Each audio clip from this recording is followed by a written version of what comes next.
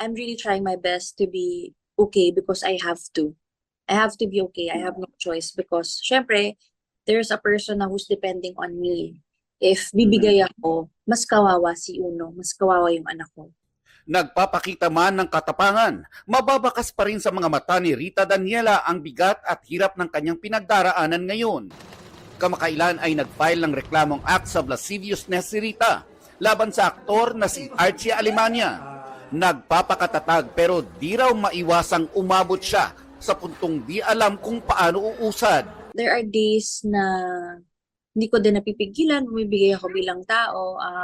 I am trying my best and starting to have counseling, and therapy. So anything that I can do to really help myself to move forward and be stronger and braver than ever. Wala raw choice si Rita kundi mag-move forward.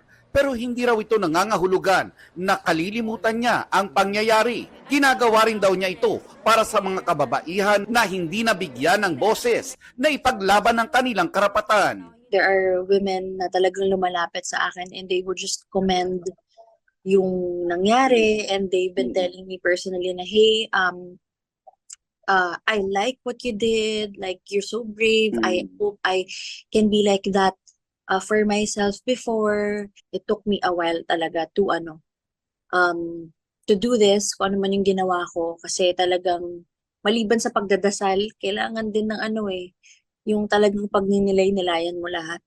Patuloy namin kinukunan ng pahayag si Alemania pero wala pa siyang tugon. Sa ngayon pinagtutuunan ni Rita ng pansin ang pagiging mami kay Uno.